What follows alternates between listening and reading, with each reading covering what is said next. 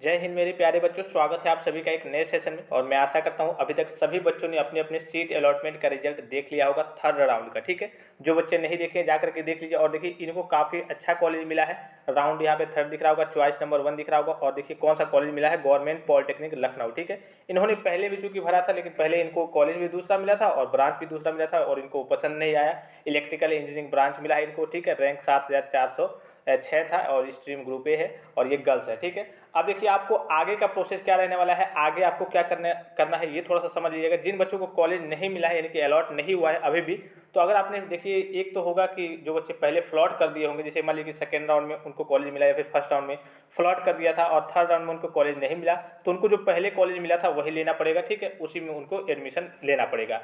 फिर अगर बात कर रहे हैं मान लीजिए कि आपको किसी भी राउंड में, फर्स्ट राउंड में, सेकेंड राउंड में, थर्ड राउंड में कॉलेज ही नहीं मिला है, तब आप क्या करेंगे, अब आप फोर्थ राउंड में जाएंगे, उसमें पार्टिसिपेट करेंगे, कोई दिक्कत नहीं है। वहाँ पे आपको गवर्नमेंट एडेड या फिर प्राइवेट कॉलेज तो मिल ही जाएगा। ठीक है, लेकिन अगर आपकी आर्थिक स्थिति सही है तो आप प्राइवेट कॉलेज को भी चूज कर सकते हैं, इसमें कोई दिक्कत नहीं है। अब बात कर लेते हैं, मान लीजिए कि जिन बच्चों को थर्ड राउंड में अलॉट हो गया है तो उनको क्या क्या करना है। तो सबसे पहले बता दो कि इसमें जो आपका ऑप्शन आएगा वो केवल फ्रीज का ऑप्शन आएगा, इसलिए कि ये आपका मेन राउंड, काउंसलिंग का मेन राउंड होता है। और थर्ड राउंड यानी कि लास्ट राउंड है, इसमें आपके फ्लॉट के ऑप्शन नहीं दिए जाएंगे। जो मिल गया है, अगर इस राउंड में आपको जो भी कॉलेज मिल गया है वो आपको लेना ही पड़ेगा। अगर नहीं लेना चाहते हैं तो आप फीस वगैरह मत पे कीजिए, डीवी मत कराइए, डायरेक्ट आप फोर्थ राउंड में चले जाइए। मतलब आप अगर लेना चाहते हैं तो ले सकते हैं, अगर नहीं लेना चाहते हैं तो आप क्या करेंगे, डीवी नहीं कराएंगे, यानी कि फीस नहीं पेमेंट करेंगे। जो 3250 आपको लगने वाला है, इसलिए कि फ्रीज करेंगे तो 3250 रुपये आपको पे करने पड़ेंगे तुरंत। उसके बाद से आपको सेंटर कह लिए कि जो चूज करना है कि कहाँ पे जाकर के आप वेरिफिकेशन कराना चाहते हैं, उसके लिए आप सेंटर चूज करेंगे। फिर सेंटर चूज करेंगे, उसके बाद से क्या करेंगे, आपको provisional seat allotment letter download करने का ऑप्शन आएगा, उसको डाउनलोड करेंगे तो आप डॉक्यूमेंट वेरिफिकेशन कराएंगे। डॉक्यूमेंट वेरिफिकेशन कब से कब तक होगा मैं बता दूं, 1 तारीख से लेकर के 3 तारीख तक।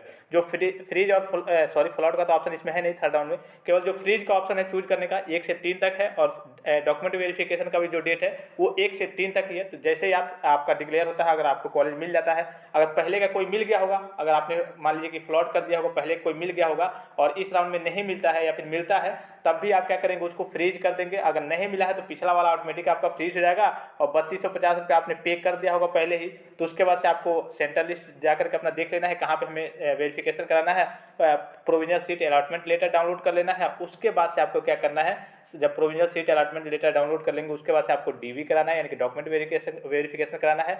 उसके बाद से जैसे डीवी कराएंगे तो आपको पेमेंट करने का ऑप्शन आ जाएगा, यानी कि जो जितनी आपकी टोटल फीस लगती है कॉलेज की वो पूरा ऑप्शन आ जाएगा।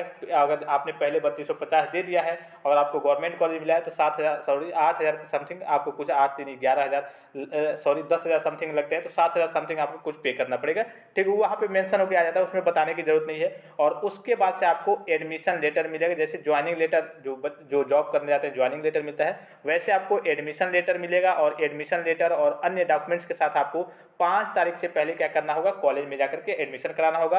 आप चूंकि देखिए जो थर्ड राउंड के बच्चे हैं इनमें इनका लेट से हुआ है और समय कम है 5 तारीख से पहले, तो हो सकता है इनका जो डेट है वो क्या कर दिया जाए, थोड़ा सा बढ़ा दिया जाए, यानी कि 8 कर दिया जाए, 10 कर दिया जाए। तो जैसे ही आप जब पेमेंट कर देंगे, पूरा लास्ट पेमेंट कर देंगे, फीस पूरा पेमेंट कर देंगे, तो जैसे ही आपका एडमिशन लेटर डाउनलोड होगा ना, तो उसमें छठे पॉइंट पे आप देखेंगे तो वहाँ पे मेंशन रहेगा कि आपको 5 तारीख तक शाम 5 बजे कॉलेज में जाकर के एडमिशन करा लेना है, 5 तारीख से पहले। या फिर अगर आपकी डेट बढ़ती है तो हो सकता है, इसलिए कि आपको 3 तक तो डीवी कराना है, डॉक्यूमेंट वेरिफिकेशन, तो हो सकता है जेई का आपका थोड़ा सा डेट बढ़ा दे। जो थर्ड राउंड के बच्चे हैं, यानी कि फर्स्ट और सेकेंड राउंड के बच्चों के लिए 5 तारीख से पहले एडमिशन कराना है और आपकी डेट हो सकता है 8 तारीख या फिर 10 तारीख तक जाए। ठीक है, तो बढ़ा लीजिए, जब आप एडमिशन लेटर डाउनलोड करेंगे तो वहाँ पे सारी चीज़ें मेंशन होकर आ जाएंगी।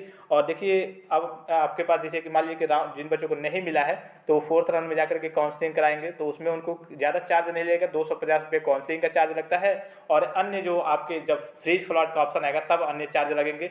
अगर आपने पहले से 3250 रुपये दे दिया है, अगर आपकी काउंसलिंग में कोई दिक्कत आई थी, नहीं हो पाया था, तो आप डायरेक्टली जाकर के फोर्थ राउंड में पार्टिसिपेट कर सकते हैं। आपको 3250 रुपये देने नहीं होंगे, वो आपका ऑटोमेटिकली जब आपका कॉलेज अलॉट होगा तो उसमें 3000 रुपये कट जाएंगे, बस 250 रुपये आपके वेस्ट जाएंगे एक तरीके से। मतलब पहले आपने फर्स्ट राउंड में, सेकंड राउंड में करिए कि किया होगा फ्लॉट वगैरह, कोई समस्या आ गई होगी या फिर नहीं किया होगा, पैसे कट गए होंगे, पैसा आपने पे कर दिया है, तो आप डायरेक्टली फोर्थ राउंड में पार्टिसिपेट कर सकते हैं, इसमें कोई दिक्कत नहीं है।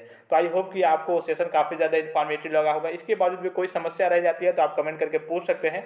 और जिन भी बच्चों को कॉलेज अलॉट हुआ है उनके लिए उनको तो चलिए क्योंकि उनको कॉलेज अलॉट हो गया, लेकिन जिन बच्चों को कॉलेज अलॉट नहीं हुआ है अभी भी कहिए कि आपके पास मौका है। 4th राउंड और 5th राउंड जो एक तरीके से कह सकते हैं स्पेशल राउंड होने वाला है, और ये राउंड आगे बढ़ भी जाएंगे 6, 7, 8 जब तक कह लिए कि इंस्टीट्यूट में सीटें भर नहीं जाती हैं तब तक राउंड आगे बढ़ते जाते हैं।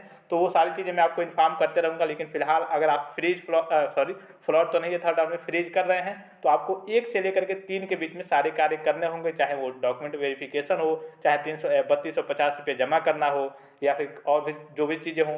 और एक और चीज़ है, जो बच्चे कह लीजिए कि पॉलिटेक्निक नहीं करना चाहते हैं या फिर सोच रहे हैं कि मुझे गलत ब्रांच मिल गया है, वो विड्रॉल वगैरह कर सकते हैं। विड्रॉल का भी ऑप्शन शायद 3 तारीख की लास्ट डेट है, तो 3 तारीख से पहले वो चाहें तो विड्रॉल कर सकते हैं, उनका पैसा पूरा वापस कर दिया जाएगा।